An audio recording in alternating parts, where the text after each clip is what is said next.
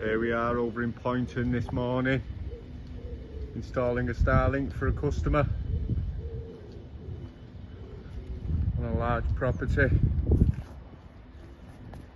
This customer previously had a 4G router run off a SIM card and was only receiving 2 megabytes per second throughout his house. I've showed up, I've installed a 12x12 galvanised bracket, a 3.5 foot mast to get over that roof line, clear line of sight, our own pole adapter, wired the cable down along the top of the gutter,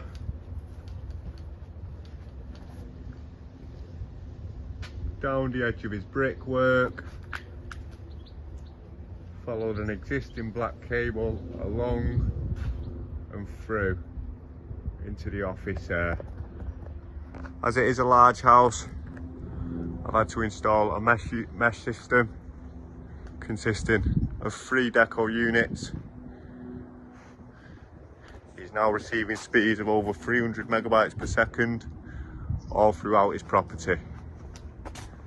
This is Aaron for Space Internet Solutions.